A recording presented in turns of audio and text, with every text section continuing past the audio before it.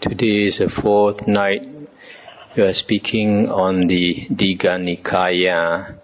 Tonight is the 19th of July, 2011, and we come to Digha Nikaya Sutta number 4, Sonadanda Sutta, about Sonadanda, qualities of a true Brahmin. This sutta is about the qualities of a true Brahmin. Thus have I heard. Once the Lord was travelling among the Angas with a large company of some 500 monks, and he arrived at Champa. At Champa, he stayed by Gagara's lotus pond. At that time, the Brahmin Sonadanda was living at Champa, populous place, full of grass, timber, water and corn, which had been given to him by King Senia Bimbisara of Magadha as a royal gift and with royal powers. And the Brahmins and householders of Champa heard say, the ascetic Gautama of the Sakyans, who has gone forth from the Sakyan clan, is travelling among the Angas, and is staying at Gagara's lotus pool. And concerning that blessed Lord Gautama, a good report has been spread about. This blessed Lord is an Arahant, Sammasambuddha, perfected in knowledge and conduct, a wayfarer, knower of the worlds, unequaled trainer of men to be tamed, teacher of gods and humans, a Buddha, a blessed Lord. He proclaims this world with its gods, Maras, Brahmas, the world of ascetics and Brahmins with its princes and people, having come to know it by his own knowledge. He teaches a Dhamma that is lovely in its beginning, lovely in its middle, and lovely in its ending, in the spirit and in the letter. And he displays the fully perfected, thoroughly purified holy life. And indeed, it is good to see such Arahants. Thereupon the Brahmins and householders of Champa, leaving Champa in great crowds, in vast numbers, went to Gagara's lotus pond. Just then the Brahmin Sonadanda had gone up to his veranda for his midday rest. Seeing all the Brahmins and householders making for Gagara's lotus pond, he asked his steward the reason. And the steward said, Sir, it is the ascetic Gautama of the Sakyans, etc. That is why they are going to see him. And Sonadanda said, Well then, steward, go to the Brahmins and householders of Champa and say to them, Please wait, gentlemen. The Brahmin Sonadanda will come to see the ascetic Gautama. And the steward conveyed this message to the Brahmins and householders of Champa. Now at that time, some 500 Brahmins from various provinces were in Champa on some business, and they heard that Sonadanda intended to visit the ascetic Gautama. So they called upon him and asked if this was true. So it is, gentlemen, I am going to visit the ascetic Gautama, he said. And they said, Sir, do not visit the ascetic Gautama. It is not fitting that you should do so. If the Reverend Sonadanda goes to visit the ascetic Gautama, his reputation will decrease, and that of the ascetic Gautama will increase. This being so, it is not right that the Reverend Sonadanda should visit the ascetic Gautama, but rather the ascetic Gautama should visit him. The Reverend Sonadanda is well born on both the mother's and the father's side, of pure descent to the 7th generation, unbroken, of irreproachable birth, and therefore he should not call on the ascetic Gautama, but rather the ascetic Gautama should call on him. The Reverend Sonadanda is possessed of great wealth and resources. The Reverend Sonadanda is a scholar, versed in the mantras, accomplished in the 3 Vedas, a skilled expounder of the rules and rituals, and the law of sounds and meanings, and fifthly, oral tradition, an expounder, fully versed in natural philosophy and the marks of a great man. The Reverend Sonadanda is handsome, good-looking, pleasing, of the most beautiful complexion, in form and countenance like Brahma, of no mean appearance. He is virtuous, of increasing virtue, endowed with increasing virtue. He is well-spoken, of pleasing address, polite, of pure and clear enunciation, speaking to the point. He is the teacher's teacher of many, teaching the mantras to 300 youths. And many young men come from different districts and regions, seeking to learn the mantras in his presence, desirous to learn them from him. He is aged, grown old, venerable, advanced in years, long past his youth. Whereas the ascetic Gotama is youthful and newly gone forth as a wanderer. The Reverend Sonadanda is esteemed, made much of, honored, revered, worshipped by King Senior Bimbisara and by the Brahmin Pokrasati. He lives at Champa, a populous place, full of grass, timber, water and corn, which has been given to him by King Senior Bimbisara of Magadha as a royal gift and with royal powers. This being so, it is not proper that he should visit the ascetic Gotama, but rather the ascetic Gotama should visit him. Stop here for a moment. You see, as usual, these Brahmins, during the Buddha's time, they looked down on all other castes. So they thought it was below the dignity of this Reverend Sonananda. He calls him Reverend because he was very old and very well known. So somebody who was revered. So these Brahmins told him not to go and see the Buddha Gautama because he's not of their clan. At this, Sonadanda replied, "Now listen, gentlemen, as to why it is fitting for us to visit the Reverend Gautama and why it is not fitting for him to visit us. The ascetic Gautama is well born on both sides, of pure descent to the 7th generation, unbroken, of irreproachable birth. Therefore it is fitting for us to visit him. He went forth, leaving a great body of kinsmen. In fact, he gave up much gold and wealth to go forth, both hidden away and openly displayed. The ascetic Gautama, while youthful, a black-haired youth, in the prime of his young days, in the first stage of life, went forth from the household life into homelessness, leaving his grieving parents weeping with tear-stained faces. Having cut off his hair and beard and put on yellow robes, he went forth into homelessness. He is handsome, virtuous, well-spoken, the teacher's teacher of many. He has abandoned sensuality and dispelled vanity. He teaches action or karma and the results of action, honoring the blameless Brahmana way of life. He is a wanderer of high birth, of a leading Katya family. He is a wanderer from a wealthy family, of great wealth and possessions. People come to consult him from foreign kingdoms and foreign lands. Many thousands of devas have taken refuge with him. This good report has been spread about him. This blessed Lord is an Arahant, Sammasambuddha, perfected in knowledge and conduct, etc. He bears the 32 marks of a great man. He is welcoming, kindly of speech, courteous, genial, clear and ready of speech. He is attended by 4 assemblies, revered, honored, esteemed and worshipped by them. Many devas and humans are devoted to him. Whenever he stays in any town or village, that place is not troubled by non-human beings. He has a crowd, a multitude of followers, is a teacher of many. He is consulted by the chief of the various leaders of sects. It is not the way with the ascetic Gautama's reputation as it is with that of some ascetics and Brahmins, about whom this or that is reported. The ascetic Gautama's fame is based on his achievement of unsurpassed wisdom and conduct. Indeed, King Senior Bimbisara of Magadha has gone for refuge to him, together with his son, his wife, his followers and his ministers. So have King Pasenadi of Kosala and the Brahmin Pokrasati. He is revered, honored, esteemed and worshipped by them. The ascetic Gautama has arrived in Champa and is staying by Gagara's lotus pond, and whatever ascetics and Brahmins come to our territory are our guests, and we should revere, honor, esteem and worship guests. Having come to Gagara's lotus pond, the ascetic Gautama is such a guest and should be treated as such. Therefore, it is not proper that he should come to us, but rather we should go to him. However much I might praise the ascetic Gautama, that praise is insufficient. He is beyond all praise.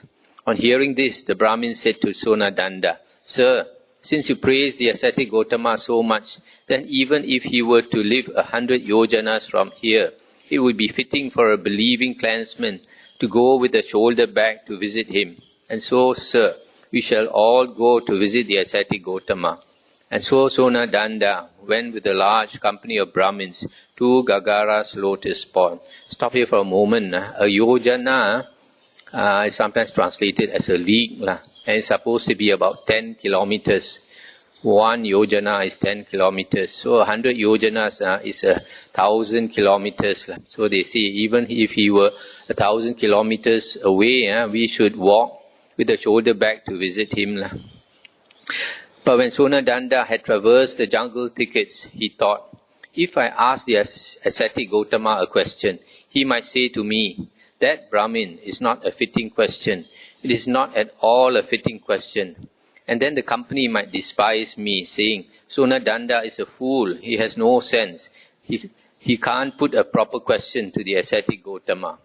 And if anyone were despised by this company, his reputation would suffer, and then his income would suffer, for our income depends on the gaining of a reputation. Or if the ascetic Gautama were to ask me a question, my answer might not satisfy him, and he might say, that is not the right way to answer this question. And then the company might despise me. And if, having come into the presence of the ascetic Gautama, I were to turn away without showing myself, this company might despise me. Then Sonadanda approached the Lord, exchanged courtesies with him, and sat down to one side. Some of the Brahmins and householders made obeisance to the Lord. Some exchanged courtesies with him. Some saluted him with joined palms. Some announced their name and clan. And some sat down to one side in silence. So Sonadanda took his seat with many thoughts going through his mind. If I ask the ascetic Gautama a question, he might say to me, that Brahmin is not a fitting question, etc. If only the ascetic Gautama would ask me a question from my own field of the three Vedas, then I could give him an answer that would satisfy him. And the Lord, reading his mind, thought, this Sonadanda is worried. Suppose I were to ask him a question from his own field as a teacher of the three Vedas. So he said to Sonadanda, by how many qualities do Brahmins recognize a Brahmin? How would one declare truthfully and without falling into falsehood, I am a Brahmin? Then Sonadanda thought, now what I wanted, hoped for, desired and longed for has happened. Now I can give him an answer that will satisfy him. Straightening up and looking round the assembly, he said, Reverend Gautama, there are 5 such qualities. What are they? A Brahmin is well born on both the mother's and the father's side, of pure descent to the 7th generation. He is a scholar versed in the mantras. He is handsome, pleasing. He is virtuous. He is learned and wise, and is the first or second to hold the sacrificial ladle. These are the 5 qualities of a true Brahmin. But if one of these qualities were omitted, could not one be recognized as a true Brahmin, being possessed of 4 of these qualities? And he said, it is possible, Gautama. We could leave out appearance, for what does that matter? If a Brahmin had the other 4 qualities, he could be recognized as a true Brahmin. And the Buddha said, but could not one of these 4 qualities be omitted, leaving 3 whereby one could be recognized as a true Brahmin? And he said, it is possible, Gautama. We could leave out the mantras, for what do they matter? If he had the other 3 qualities, he could be recognized as a true Brahmin. And then the Buddha said, but could not one of these 3 qualities be omitted? And he said, it is possible, Gautama. We could leave out birth, for what does that matter? If a Brahmin is virtuous, of increasing virtue, and if he is learned and wise, and is the first or second to hold the sacrificial ladle, then he can be recognized as a true Brahmin, and truthfully claim to be so. At this the Brahmin said to Sonadanda, don't say that, Sonadanda, don't say it. The Reverend Sonadanda is decrying appearance, the mantras and birth.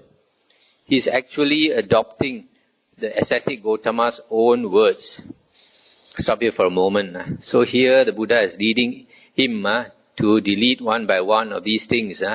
And he left out appearance. It doesn't matter if a Brahmin is handsome or not. He said it's not so important. Then secondly, he left out the mantras. Then thirdly, he left out the birth, which to a Brahmin is very important, the Brahmin birth. So all the Brahmins got annoyed, saying, you are saying exactly what he wants you to say, you are saying his own words. Then the Lord said to the Brahmins, if you think the Brahmin Sonadanda is not concentrating on his task, is using wrong words, is lacking in wisdom, and is not fit to converse with the ascetic Gotama.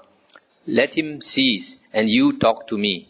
But if you think he is learned, speaks properly, is wise, and fit to converse with the ascetic Gotama, then you cease and let him speak. Then Sonadanda said to the Lord, let that be, Reverend Gotama, and be silent. I will answer in this matter. So he said, let me handle the Brahmins. To the Brahmins he said, do not say the Reverend Sonadanda is decrying appearance and adopting the ascetic Gotama's own words. I do not decry appearance, mantras or birth. Now at that time, Sonadanda's nephew, a young man called Angaka, was sitting in the assembly, and Sonadanda said, Gentlemen, do you see my nephew Angaka? Yes, sir. Angaka is handsome, good-looking, pleasing, of supremely fair complexion, in form and countenance like Brahma, of no mean appearance, and there is none in this assembly his equal except the ascetic Gotama. He is a scholar. I was his mantra teacher. He is well born on both sides. I know his parents. But if Angaka were to take life, take what is not given, commit adultery, tell lies, and drink strong drink, what would good looks or mantras or birth profit him? But it is because a Brahmin is virtuous, because he is wise, on account of these 2 points that he can truthfully declare, I am a Brahmin. And the Buddha said, but Brahmin, if one were to omit one of these 2 points, could one truthfully declare, I am a Brahmin? And he said, no, Gotama, for wisdom is purified by morality, and morality is purified by wisdom. Where one is, the other is. The moral man has wisdom, and the wise man has morality. And the combination of morality and wisdom is called the highest thing in the world. Just as one hand washes the other, or one foot the other, so wisdom is purified by morality, and this combination is called the highest thing in the world. Stop here for a moment. So you see this Sonadanda, people they respect him for a good reason. He's quite a smart guy. He can answer in this way. And the Buddha said, so it is, Brahmin. Wisdom is purified by morality, and morality is purified by wisdom. Where one is, the other is. The moral man has wisdom, and the wise man has morality, and the combination of morality and wisdom is called the highest thing in the world. But Brahmin, what is this morality and what is this wisdom? And he said, we only know this much, Gotama. It would be well if the Reverend Gotama were to explain the meaning of this. So he admits that he can only say so much. He cannot explain in detail what is this morality and this wisdom. And the Buddha said, then listen, Brahmin, pay proper attention and I will tell you. Yes, sir, said Sonadanda in reply. And the Lord said, Brahmin, Tathagata arises in this world, and Arahant, Sammasambuddha, endowed with wisdom and conduct, well-farer, knower of the worlds, incomparable trainer of men to be tamed, teacher of gods and humans, enlightened and blessed. He, having realized it by his own super-knowledge, proclaims this world with its devas, maras and brahmas, its princes and people. He preaches the Dhamma, which is lovely in its beginning, lovely in its middle, lovely in its ending, in the spirit and in the letter, and displays the fully perfected and purified holy life. A disciple goes forth and practices the moralities, etc. These are all described in Sutta number 2, which we went through. He guards the sense doors, etc. This is the list of all the practice in the holy life, or the conduct in the holy life called charana. That Brahmin is morality. He attains the 4 jhanas. He attains various insights and the cessation of the asavas. Thus he develops wisdom. These the various insights. Refers to vijja. The other day we went through the suttas. We saw there were 8 sections in the this knowledge, under knowledge, vijja. That Brahmin is wisdom. So here we are not reading because you all can refer to that sutta number 2. The long list of charana and vijja, conduct and knowledge. At these words, Sonadanda said, excellent Lord, excellent. It is as if someone were to set up what had been knocked down. or to point out the way to one who got lost, or to bring an oil lamp into a dark place, so that those with eyes could see what was there. Just so, the Blessed Lord has expounded the Dhamma in various ways, and I go for refuge to the Blessed Lord Gautama, to the Dhamma and to the Sangha. May the Reverend Gautama accept me from this day forth as a lay follower as long as life shall last. And may the Reverend Gautama and his order of monks accept a meal from me tomorrow. The Lord assented by silence. Then Sonadanda, seeing his assent, rose, saluted the Lord, passed by to his right, and departed. As day was breaking, he caused hard and soft food to be prepared in his own home. And when it was ready, he announced, Reverend Gautama, it is time. The meal is ready. And the Lord, having risen early, went with robe and bowl and attended by his monks to Sonadanda's residence and sat down on the prepared seat. And Sonadanda served the Buddha and his monks with the finest foods with his own hands until they were satisfied. And when the Lord had eaten and taken his hand away from the bowl, Sonadanda took a low stool and sat down to one side. Then he said to the Lord, Reverend Gautama, if when I have gone into the assembly, I were to rise and salute the Lord, the company would despise me. In that case, my reputation would suffer. And if a man's reputation suffers, his income suffers. So if, on entering the assembly, I should join my palms in greeting, may the Reverend Gautama take it as if I had risen from my seat. And if, on entering the assembly, I should take off my turban, may you take it as if I had bowed at your feet. Or if, when riding in my carriage, I were to alight to salute the Lord, the company would despise me. So if, when I am riding in my carriage, I raise my goat, may you take it as if I had alighted from my carriage. And if I lower my hand, may you take it as if I had bowed my head at your feet. Then the Lord, having instructed Sonadanda with a talk on Dhamma, inspired him, fired him with enthusiasm, and delighted him, rose from his seat and departed. That's the end of the sutta. So you see, this Sonadanda still has a lot of pride. He doesn't want to show so much respect to the Buddha because the other Brahmins would despise him. Then in which case his income would suffer. This happens with a lot of people who are new to the Buddha Sasana, who are new to the Buddhist religion. They find it very difficult to bow to a monk. A lot of people are like that. And then after they learn the Dhamma more, then they appreciate the Dhamma enough to willingly bow to monks. So it's a matter of progression, and it takes time for a person to progress on the spiritual path.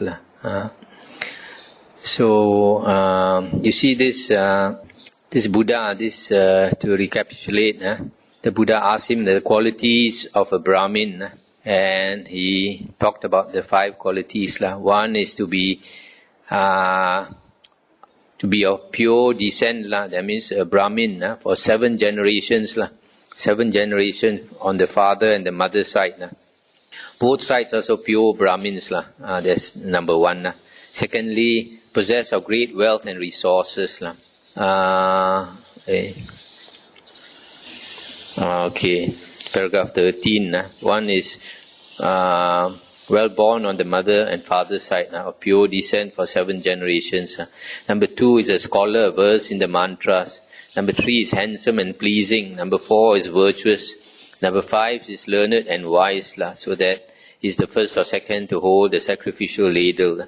So when the Buddha asked him to reduce his qualities, to see what is the real, the essential qualities to be a Brahmin, he started reducing one by one until he came to 2.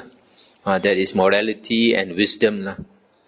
And actually this morality and wisdom is actually the holy path itself. When you practice the holy path, the charana, the conduct or practice of the holy path is basically morality. And then the result of it is vijja. Vijja is the knowledge that arises from conduct, that arises from the practice of the holy life. So the wisdom is the end result. But there are very many levels. So all these are described. So basically, he's talking about the spiritual path and its result, but he cannot explain in detail because he has not attained all these levels. So the Buddha described in detail. Then he was so impressed, became a disciple of the Buddha.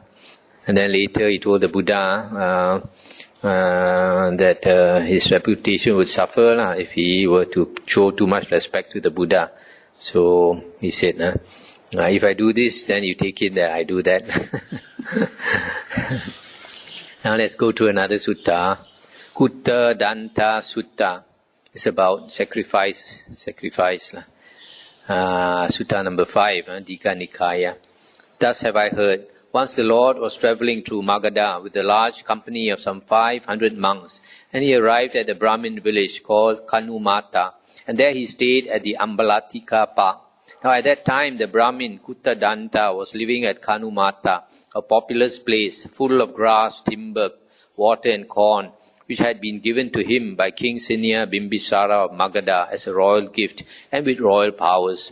And Kutadanta planned a great sacrifice. 700 bulls, 700 bullocks, 700 heifers, 700 he-goats, and 700 rams were all tied up to the sacrificial post.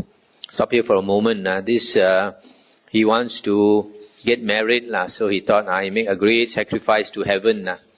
Sacrifice all these animals, kill them and offer to heaven, and then he will get a lot of blessings of merit. And this also happens with our Chinese, and those who follow the Taoists. They also like to kill animals and offer. Even up to today, Indians, they also kill animals and offer the blood and all that. And the Brahmins and householders of Kanumata heard say, the ascetic Gautama is staying at Ambalatika, and concerning that blessed Lord, a good report has been spread about. This blessed Lord is an Arahant, Sammasambuddha, perfected in knowledge and conduct, well-farer, knower of the worlds, unequalled trainer of men to be tamed, teacher of gods and humans, a Buddha, a blessed Lord. He proclaims this world with its gods, Maras and Brahmas, the world of ascetics and Brahmins with its princes and people, having come to know it by his own knowledge. He teaches a Dhamma that is lovely in its beginning, lovely in its middle, and lovely in its ending, in the spirit and in the letter. And he displays the fully perfected, thoroughly purified holy life. And indeed, it is good to see such Arahants. And at that, the Brahmins and householders, leaving Kanumata in great numbers, went to Ambalatika. Just then, Kutadanta had gone up to his veranda for his midday rest. Seeing all the Brahmins and householders making for Ambalatika, he asked his steward the reason. The steward replied, Sir, it is the ascetic Gautama, concerning whom a good report has been spread about. This blessed Lord is an Arahant, Sammasambuddha, etc. That is why they are going to see him. Then Kutadanta thought, I have heard that the ascetic Gautama understands how to conduct successfully the triple sacrifice with its 16 requisites. Now I do not understand all this, but I want to make a big sacrifice. Suppose I were to go to the ascetic Gautama and ask him about the matter. So he sent his steward to the Brahmins and householders of Kanumata to ask them to wait for him.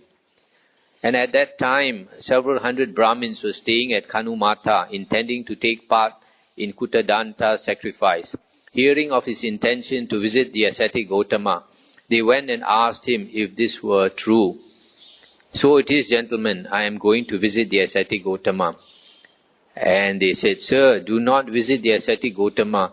And this is exactly as the previous sutta, where they try to discourage him from visiting the Buddha.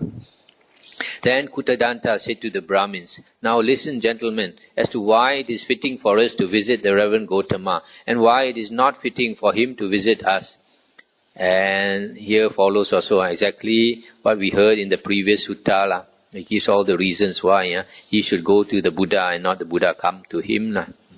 On hearing this, the Brahmin said, Sir, since you praise the ascetic Gautama so much, then even if he were to live 100 yojanas from here, it would be fitting for a believing clan to go with a shoulder bag to visit him. And sir, we shall all go to visit the ascetic Gotama. And so Kutadanta went with a large company of Brahmins to Ambalatika. He approached the Lord, exchanged courtesies with him, and sat down to one side. Some of the Brahmins and householders of Kanumata made obeisance to the Lord. Some exchanged courtesies with him. Some saluted him with joined palms. Some announced their name and clan, and some sat down to one side in silence. Sitting to one side, Kutadanta addressed the Lord. Reverend Gotama, I have heard that you understand how to conduct successfully the triple sacrifice with its 16 requisites. Now I do not understand all this, but I want to make a big sacrifice. It would be well if the ascetic Gotama were to explain this to me. And the Buddha said, Then listen, Brahmin, pay proper attention, and I will explain. Yes, sir, said Kutadanta. And the Lord said, Brahmin, once upon a time there was a king called Mahavijita. He was rich, of great wealth and resources, with an abundance of gold and silver, with possessions and requisites, of money and money's worth, with a full treasury and granary. And when King Mahavijita was musing in private, the thought came to him, I have acquired extensive wealth in human terms. I occupy a wide extent of land which I have conquered. Suppose now I were to make a great sacrifice, which would be to my benefit and happiness for a long time. And calling his minister chaplain, he told his thought, I want to make a big sacrifice. Instruct me, Reverend Sir, how this may be to my lasting benefit and happiness. This minister chaplain here refers to the Brahmin advisor.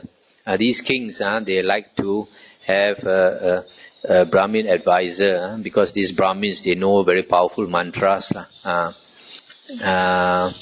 So here is called the chaplain. The chaplain replied, Your Majesty's country is beset by thieves. It is ravaged. Villages and towns are being destroyed. The countryside is infested with brigands. If Your Majesty were to tax this region, that would be the wrong thing to do. Suppose Your Majesty were to think, I will get rid of this plague of robbers by executions and imprisonment, or by confiscation, threats and banishment. The plague would not be properly ended. Those who survived would later harm Your Majesty's realm. However, with this plan you can completely eliminate the plague. To those in the kingdom who are engaged in cultivating crops and raising cattle, let Your Majesty distribute grain and fodder. To those in trade, give capital. To those in government service, assign proper living wages. Then those people, being intent on their own occupations, will not harm the kingdom. Your Majesty's revenues will be great. The land will be tranquil and not beset by thieves. And the people with joy in their hearts will play with their children and will dwell in open houses. And saying, So be it, the king accepted the chaplain's advice. He gave grain and fodder, capital to those in trade, proper living wages, and the people with joy in their hearts dwelt in open houses. Stop here for a moment. So here, what is advised to the king is actually very good principles for a government, how a government should govern the people. Those who are farmers, give them grain to plant and fodder to feed their cattle. And those who are doing business, give them money. Those who are working for the government, give them proper wages, etc. Then King Mahavijita sent for the chaplain and said, I have got rid of the plague of robbers. Following your plan, my revenue has grown. The land is tranquil and not beset by thieves. And the people with joy in their hearts play with their children and dwell in open houses. Now I wish to make a great sacrifice. Instruct me as to how this may be done to my lasting benefit and happiness. For this, sire, you should send for your Khattiyas from town and country, your advisers and counselors, the most influential Brahmins and the wealthy householders of your realm, and say to them, I wish to make a great sacrifice. Assist me in this, gentlemen, that it may be to my lasting benefit and happiness. The king agreed and did so. Sire, let the sacrifice begin. Now is the time, Your Majesty. These 4 assenting groups will be the accessories for the sacrifice. Let's stop here for a moment. These 4 ascending groups must be these 4 types of people. The Khattiyas, the Brahmins, the wealthy householders, and the ordinary folk, I guess. And the Buddha said, King Mahavijita is endowed with 8 things. He is well born on both sides, number 1. Number 2, he is handsome, of no mean appearance. Number 3, he is rich, with a full treasury and granary. Number 4, he is powerful, having a 4-branch army that is loyal, dependable, making bright his reputation among his enemies. Number 5, he is a faithful giver and host, not shutting his door against ascetics, Brahmins and wayfarers, beggars and the needy, a fountain of goodness. Number 6, he is very learned in what should be learned. Number 7, he knows the meaning of whatever is said, saying, this is what that means. Number 8, he is a scholar, accomplished, wise, competent to perceive advantage in the past, the future, or the present. King Mahavijita is endowed with these 8 things. These constitute the accessories for the sacrifice. The Brahmin chaplain is endowed with 4 things. 1, he is well born. Number 2, he is a scholar, versed in the mantras. Number 3, he is virtuous, of increasing virtue, endowed with increasing virtue. Number 4, he is learned, accomplished and wise, and is the first or second to hold the sacrificial ladle. He has these 4 qualities. These constitute the accessories to the sacrifice. Then prior to the sacrifice, the Brahmin chaplain taught the king the 3 modes. It might be, Your Majesty, might have some regrets about the intended sacrifice. 1, I am going to lose a lot of wealth. Or 2, during the sacrifice, I am losing a lot of wealth. Or 3, after the sacrifice, thinking I have lost a lot of wealth. In such cases, Your Majesty should not entertain such regrets. Then prior to the sacrifice, the chaplain dispelled the king's qualms with 10 conditions for the recipient. Sire, there will come to the sacrifice those who take life and those who abstain from taking life. To those who take life, so will it be to them. But those who abstain from taking life will have a successful sacrifice and will rejoice in it, and their hearts may be calm within. There will be those who take what is not given, and those who refrain, those who indulge in sexual misconduct, and those who refrain, those who tell lies, and those who do not, those who indulge in calumny, harsh and frivolous speech, and those who do not, those who are covetous, and those who are not, those who harbor ill will, and those who do not, those who have wrong views, and those who have right views. To those who have wrong views, it will turn out accordingly, but those who have right views will have a successful sacrifice and will rejoice in it, and their hearts may be calm within. So the chaplain dispelled the king's doubts with 10 conditions. These 10 conditions are stopped here. These 10 conditions refers to the 10 good karmas, the 3 body karmas, to abstain from killing, from taking what is not given, and adultery, and or sexual misconduct. And then the 4 speech is those who don't tell lies, who don't. The second is those here it says calumny or slander. Actually, it means not to carry tales, not to carry tales, cause disharmony. Number 3 is harsh speech, not to engage in harsh speech. Number 4, not to engage in frivolous speech. And then 3 more are mental good karmas, not covetous, do not have ill will, and thirdly, to have right view. To have right view. Right view means believing in karma, believing there are realms of rebirth, and that there are holy men. So these are the 10 conditions. So the chaplain instructed the king, who was making the great sacrifice with 16 reasons, urged him, inspired him, and gladdened his heart. Someone might say, King Mahavijita is making a great sacrifice, but he has not invited his Khattiyas, his advisors and counselors, the most influential Brahmins and wealthy householders.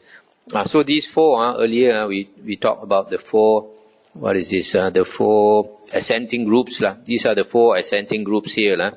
One is the warriors, the Khatiyas.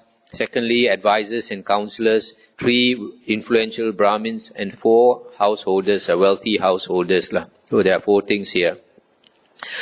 But such words would not be in accordance with the truth, since the king has invited them. Thus the king may know that he will have a successful sacrifice and rejoice in it, and his heart will be calm within. Or someone might say, King Mahavijita is making a great sacrifice, but he is not well born on both sides, etc. So these are the 8 things that we went through just now. One is well born on both sides for 7 generations. Number 2, handsome. Number 3, rich. And number 4, powerful with a big army. Number 5, a faithful giver and host. Number 6, very learned. Number 7, knows the meaning of what is said. Number 8, a scholar. Competent to perceive advantage in the past, future or present. These are the 8 things. Or someone might say his chaplain is not well born, etc. So these are the 4 things about the chaplain. The chaplain is endowed with 4 things. He is well born, he is a scholar. Number 3, he is virtuous. Number 4, he is learned. Thus the chaplain instructed the king with 16 reasons. These are the 16 reasons. 4 is the 4 types of people to invite.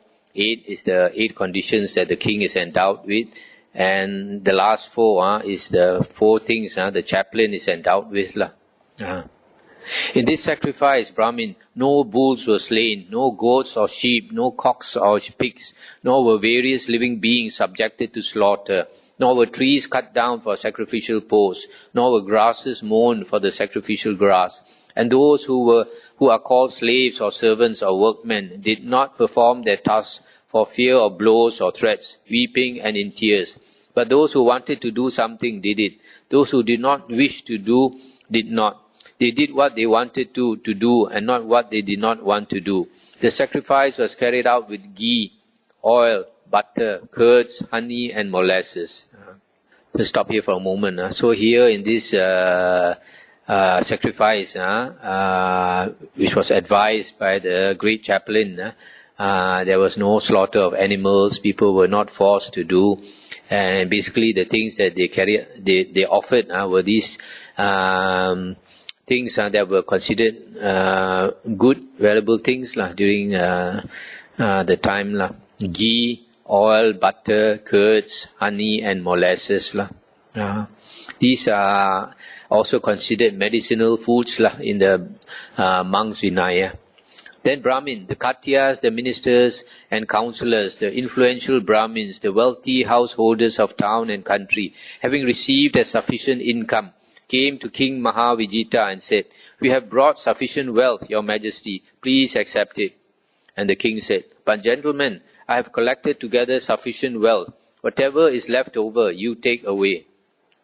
At the king's refusal, they went away to one side and consulted together. "It is not right for us to take this wealth back to our own homes. The king is making a great sacrifice. Let us follow his example." Then the Khatiyas put their gifts to the east of the sacrificial pit. The advisers and councillors set theirs to the south, the Brahmins to the west, and the wealthy householders to the north. And in this sacrifice no bulls were slain, nor were living beings subjected to slaughter. Those who wanted to do something did it. Those who did not wish to did not.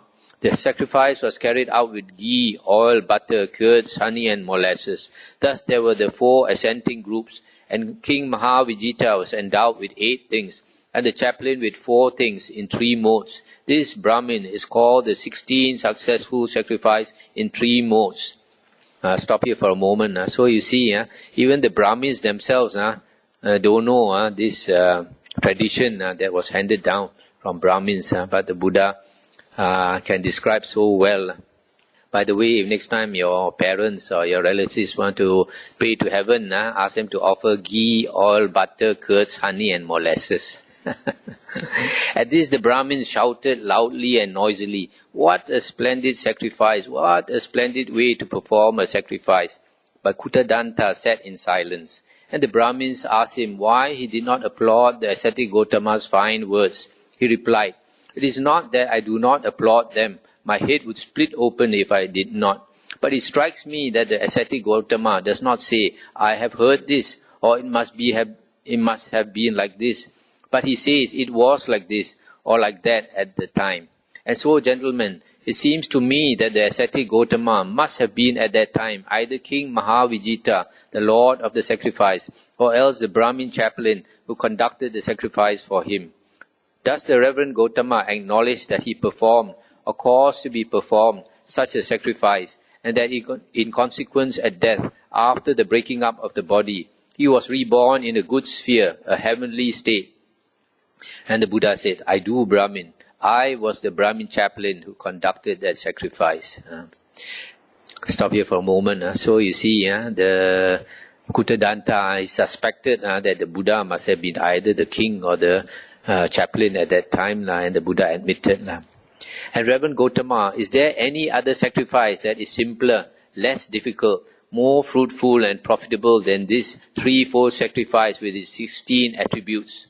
And the Buddha said, "There is, Brahmin." So here you see this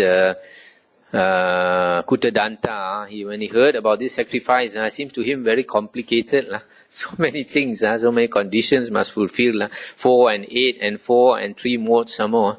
So he says, is there another way, more simple and yet more fruitful? And he asked, "What is it, Reverend Gotama?" And the Buddha said, "Wherever regular family gifts are given to virtuous ascetics, these constitute a sacrifice more fruitful and profitable than that." "Why, Reverend Gotama, and for what reason is this better?" And the Buddha said, "Brahmin, no arahants or those who have attained the arahant path will attend such a sacrifice." "Why?" "Because there they see beatings and throttlings, so they do not attend.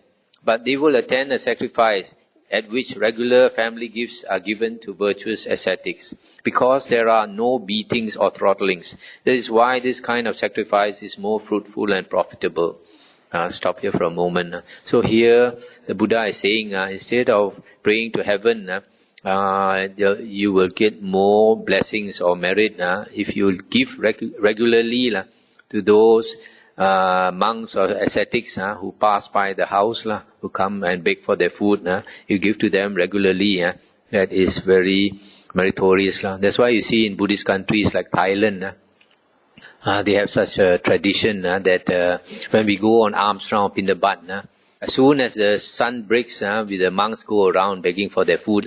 And you see these old ladies sitting outside their house waiting, even before the sunlight comes up. They have a small table, they put their rice and their food, which they pack into small plastic containers, are all wrapped up.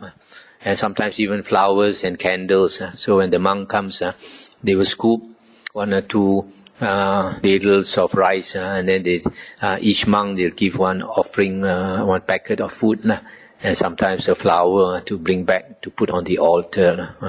So it's a very good practice. If they do this long term, it's very meritorious. After all, when they do the sacrifice, they offer all this food to the devas. The devas don't eat, but the monks eat. At least they benefit. But Reverend Gotama, is there any other sacrifice that is more profitable than either of these? And the Buddha said, "There is, Brahmin." "What is it, Reverend Gotama?" "Brahmin, if anyone provides shelter for the Sangha coming from the 4 quarters, that constitutes a more profitable sacrifice." Stop here for a moment. So here, higher than the merit of giving food to the monks is to provide shelter, that means living quarters. In other words, like building a monastery. Of all the material offerings, building, giving land, or in some way providing shelter, that means living quarters, especially a monastery for monks coming from the 4 directions, north, south, east, west. That means long term. And if you build, for example, a monastery, if the monastery lasts for 500 years, then during that period of 500 years, all the monks and all the people who make use of the monastery are benefited. So that's why it's very meritorious. And besides, if there is the Sangha of monks, then the Dhamma will last in the world.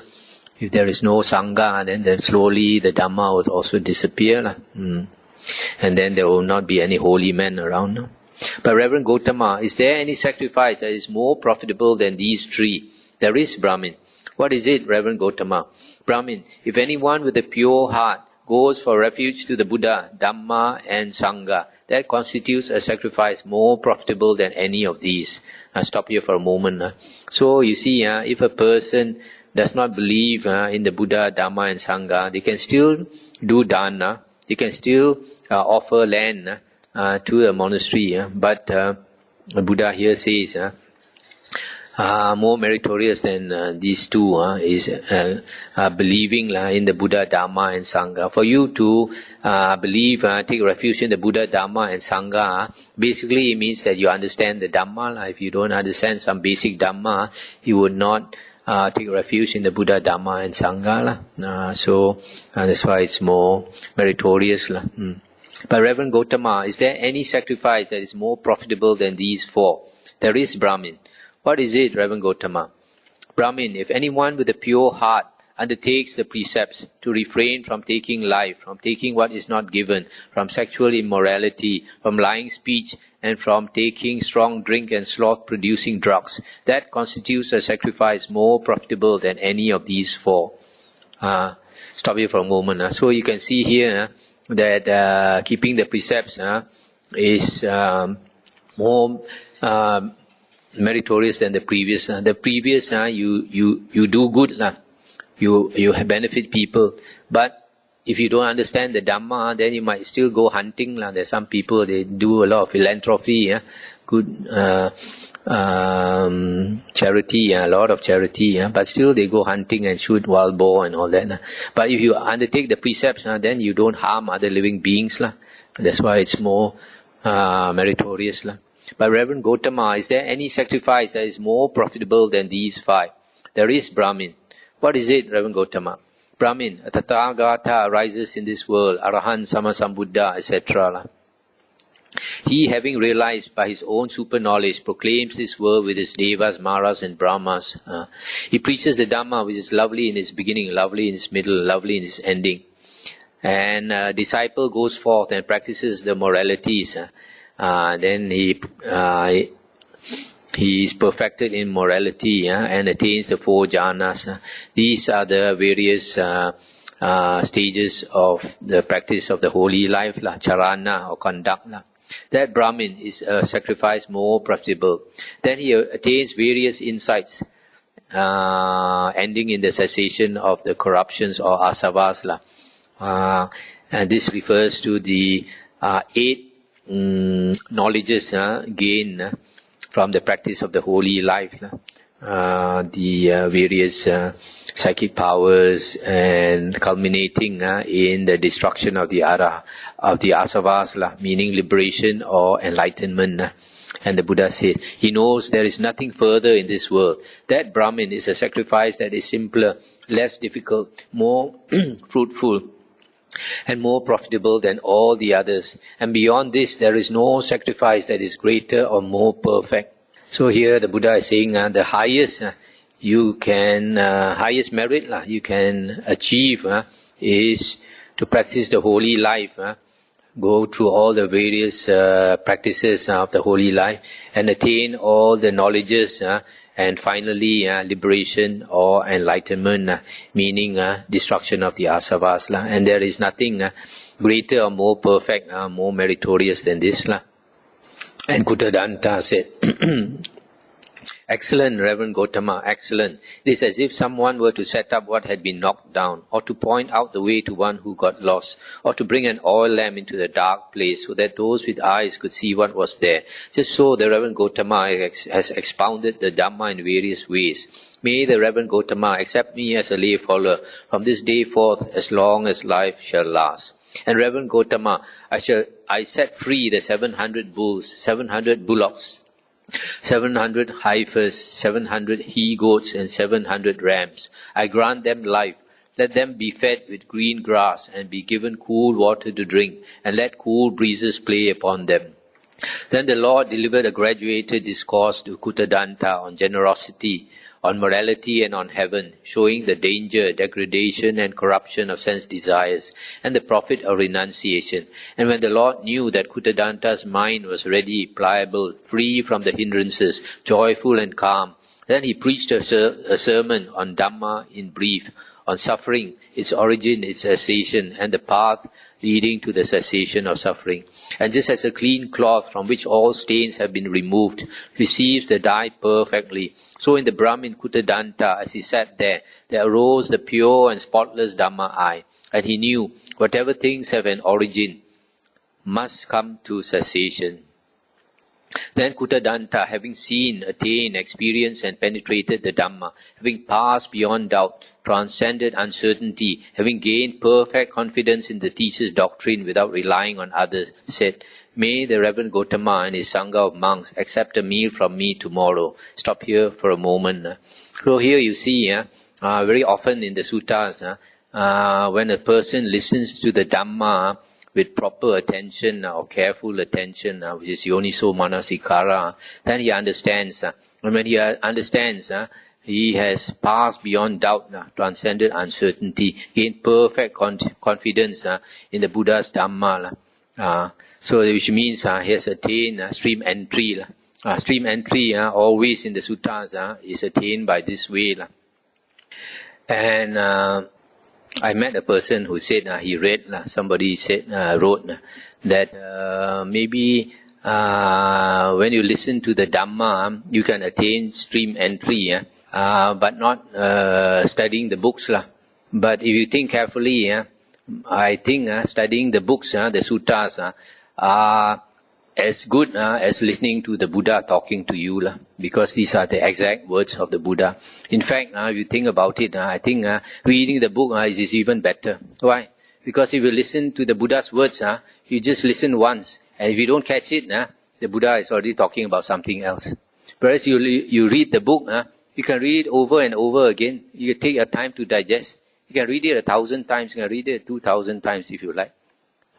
And slowly, because you read slowly, you have more time to digest the words rather than listen to the Buddha. The Buddha will only speak once. What is past is past.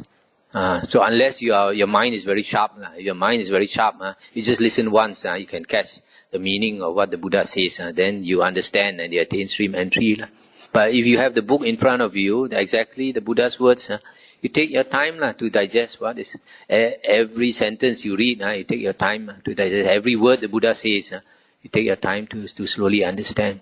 So to me, reading the book is even better than listening to the Buddha just once. Unless like nowadays you have the CD, you can listen again and again as many times as you want. In which case it's as good as reading the book.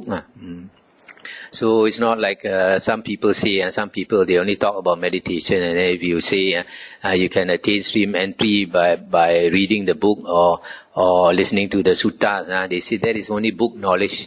Yes, book knowledge, but that's how people attain the stream entry. You look at the suttas and the Vinaya, they just listen to the Buddha once only, and they attain stream entry. That is book knowledge, The Lord assented by silence. Then Kutadanta, seeing his consent, rose, saluted the Lord, passed by to his right and departed.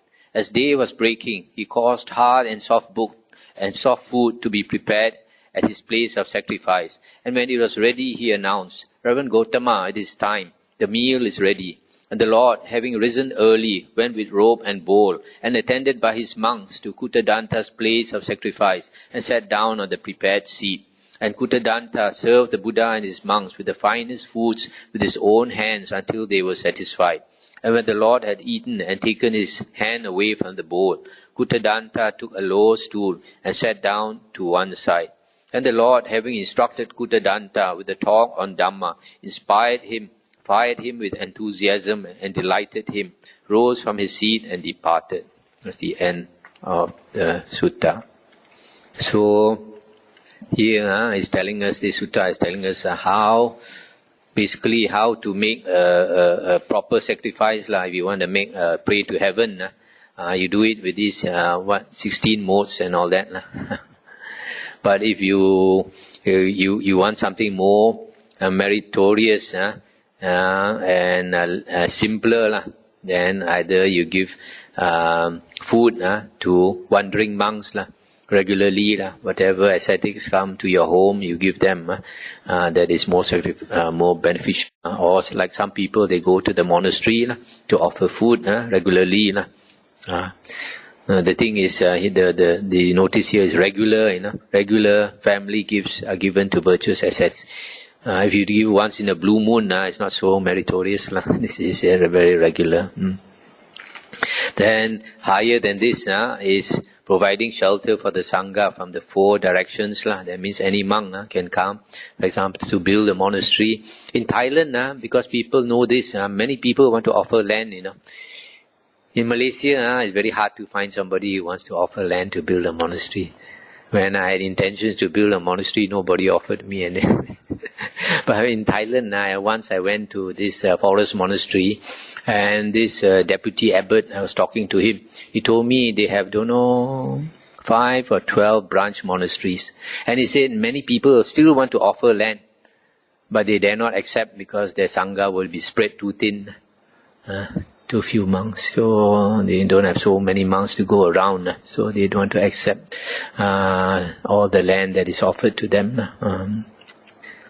Then higher than all these material gifts is to take refuge in the Buddha, Dhamma and Sangha. And higher than that is to undertake the precepts, refrain from harming any beings. So you notice here carefully, Dana is lower than Sila. Dana, first is the sacrifice. Higher than the sacrifice is regular giving of food to monks who go Pindabat. Higher than that is to provide land for a monastery. And then higher than that is going for refuge. And then higher than that is to keep the Sila. So Sila is much higher than Dana. But higher than all this is going forth, becoming a monk and practicing the charana, the various stages of conduct or practice of the holy life. And as a result, attain the various knowledges that come under Vijja. The Buddha is called Vijja Charana Sampanno, perfect in conduct and knowledge. The Buddha has perfected the conduct of the holy life, the practice of the holy life, and also the knowledges. The Buddha has all the knowledges.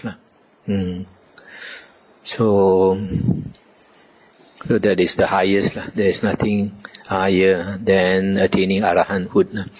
But even if you don't attain arahanthood, if you listen, if you read the Nikayas, listen to the sutta talks again and again, constantly, and you understand, you attain stream entry, that is good enough.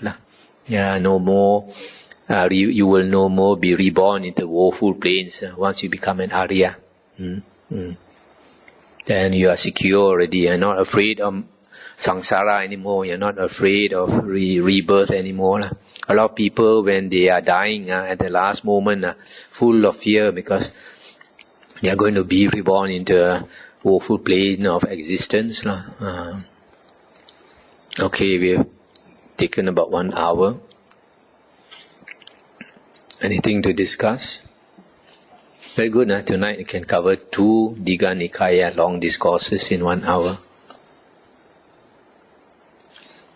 But these 2 discourses are not very deep. Very deep. Both also about Brahmins.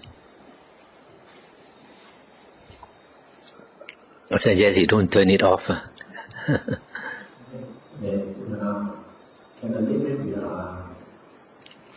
Actually, in the Vinaya books, a layman can become an arahant. But it is very rare. If a layman becomes an arahant, it means in his previous life he had already attained the 4 jhanas. We find in the Vinaya books when the Buddha,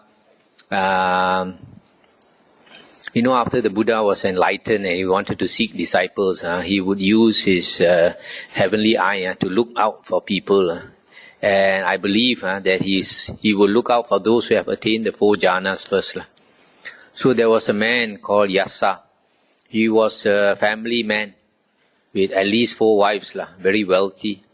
And every night, the slave girls will dance for him and sing and dance for him. And then he'll be enjoying himself, drinking liquor and all that, and watching them sing and dance until he falls asleep. And then when he falls asleep, those girls have danced for so long, they're so tired, they sleep on the floor. So one night this happened, and the Buddha used the psychic power to make him wake up in the middle of the night. So when he woke up, he saw all these slaves sleeping on the ground, half naked, their hair disheveled, and this saliva flowing and all these things. So it reminded him of corpses. Probably in his previous life he had contemplated corpses. So when he saw, immediately struck him dukkha. So he didn't want to see, walked out of the house. And the Buddha must have used the psychic power to attract him. So he kept walking up to the gate. Normally the city gates are closed at night, right? But when he reached the city gates opened. And then he walked out of the city gates, continued walking until he came to the forest where the Buddha was waiting for him.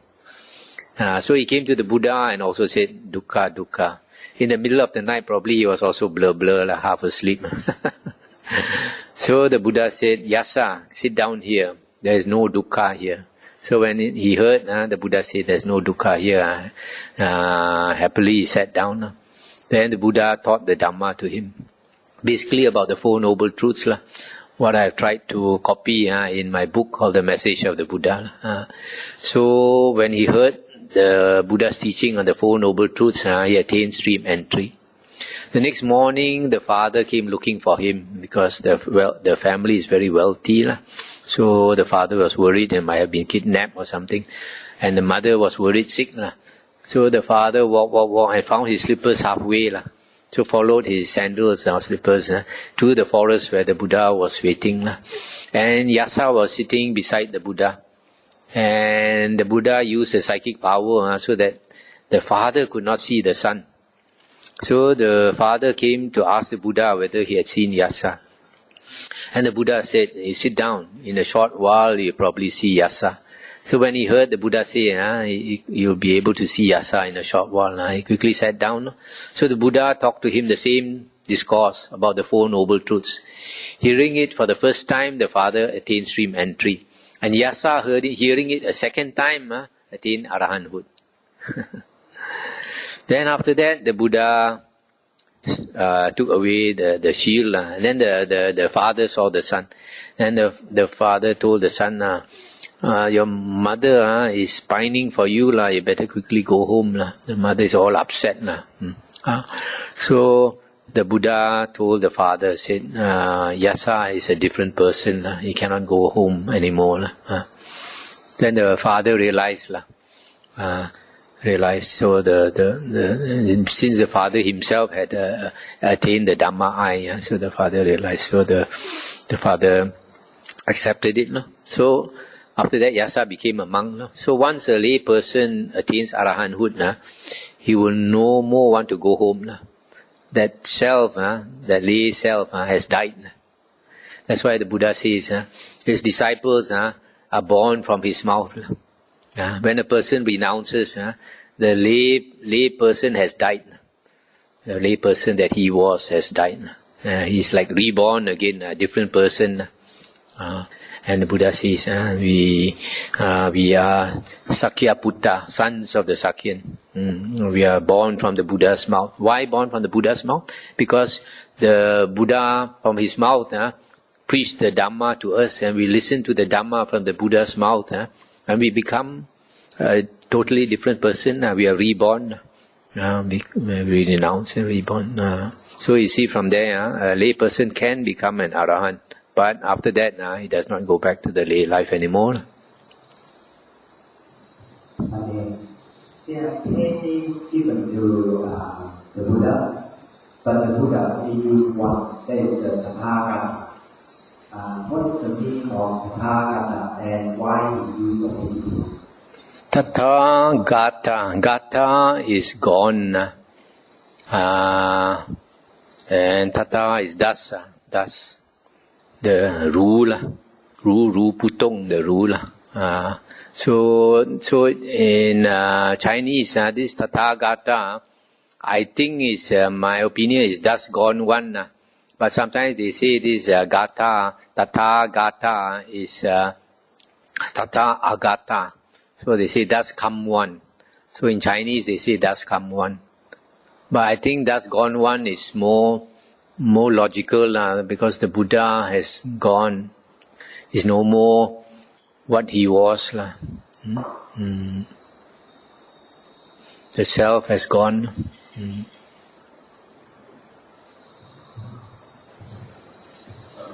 question is, if a person is very good at meditation, can he use meditation to substitute sleep? That means you don't sleep at all, just meditate all night and continuously, day after day. Will they have any adverse effects on himself? It depends. If a person has attained very strong samadhi, then he rests in the samadhi. Like the Buddha says that there are different types of postures. The lion posture is to lie down on your right side and sleep. And then to lie down on your left side and sleep is the luxurious posture. To lie flat and sleep is the ghost posture. And the Buddha said the Buddha posture is to enter the jhanas. So the Buddha, when he enters the jhana, he charges himself. But even then, the Buddha has to lie down. Sometimes when he speaks to his disciples and he feels a bit tired, but the monks are still fresh, they are not sleepy, and he asks another disciple like Sariputta to take over and give a talk to the monks. He says, my back aches, I need to lie down. Then he will lie down. But when he lies down, he's still awake. In the monks' Vinaya, an Arahant cannot be faulted at one. Arahant cannot be said, cannot be accused of doing any wrong. Why? Because an Arahant is mindful 24 hours a day. Arahant has sati 24 hours a day. So, in other words, even when an Arahant rests, he is mindful. So, an Arahant to me does not sleep like we do. An Arahant does not dream. Why? Because an Arahant has destroyed the flow of these uncontrolled mental outflows. That's why I call asava uncontrolled mental outflows. As long as you are not enlightened, you cannot control your asavas, your outflows of the mind. The mind tends to think, tends to daydream, tends to night dream. But an Arahant has destroyed this flow. When an Arahant thinks, it is purposeful. It is controlled outflow. Arahant can also think. Arahant also can have emotion, but all control. So he does not sleep like an ordinary person. So because an Arahant, his mind is so strong that he does not sleep like ordinary people. He is mindful 24 hours a day. So unless you have attained the 4 jhanas, how can you be mindful 24 hours a day? Nowadays you find a lot of meditation teachers, they say sleep mindfully. How to sleep mindfully if you don't have a 4th jhana? Once you sleep, you are no more mindful. Bang tua chia liao. Gone don't know where.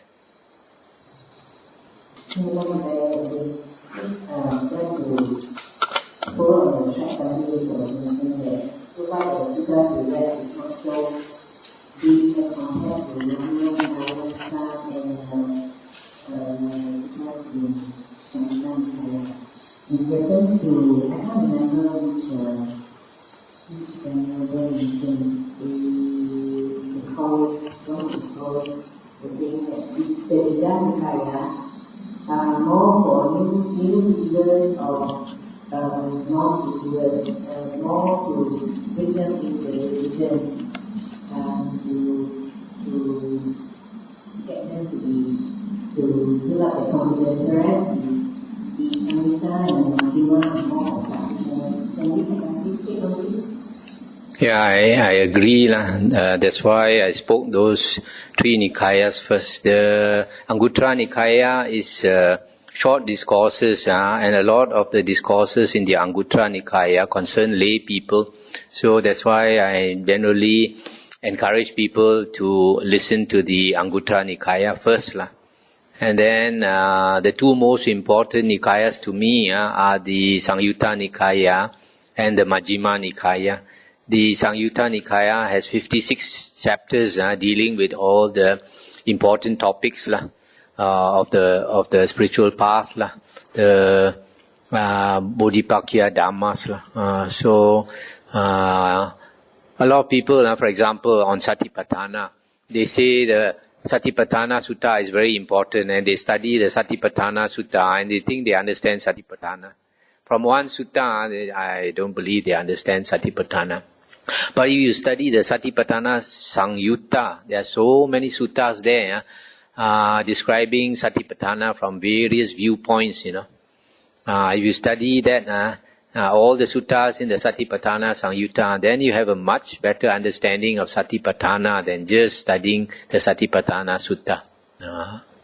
So the deepest Samyutta, I believe is the Nikaya is the Samyutta Nikaya, and the Majjhima Nikaya also is very, very beneficial for somebody who wants to practice the Noble Eightfold Path. It also goes into detail. The least important is this of the four Nikayas is the Digha Nikaya.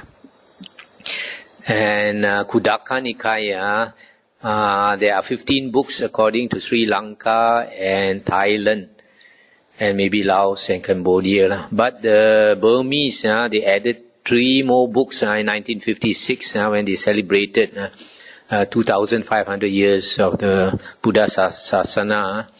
And they know, and everybody knows that these 3 books they added are not the Buddha's words, and still they added that's why the other countries don't recognize. The other countries only recognize 15 books. But even then, out of the 15 books, only 6 are reliable because the 6 books in the Kutadanta Nikaya, they do not contradict the earlier 4 Nikayas. And these 6 books, I hope to talk on these 6 books after the Digha Nikaya, this Vasa. If possible, I'd like to finish all these 6 books. The 6 books are the Dhammapada, the Sutta Nipata, Udana, Itivuttaka, the Theragata, and the Therigata. So only these 6 books are important in the Kutadanta Nikaya, and some of them like the Sutta Nipata, some of the suttas there are very are among the original suttas, very old suttas, and also very, very. It's not that they are very deep, but they are very very good for a renunciant, very inspiring. Even like the Theragata and Therigata, they are very inspiring to see how the Arahants struggle. You find that some of the Arahants were just like us. Their mind was giving them a lot of trouble, very disturbed mind. Somebody like Talaputta, he kept reasoning with his mind. He said, mind, you asked me to renounce, you told me when you go up the hill, stay alone, you find happiness and all that, and now you're giving me so much trouble. And he kept talking with his own mind, and finally he attained the jhanas. Even these monks who became arahants, they had a hard time fighting with their mind to attain jhanas. But because of his good background of Dhamma, understanding of Dhamma, the moment he attained jhana, he became enlightened. So this combination of jhana plus understanding the Dhamma is is essential. Okay, here we end here.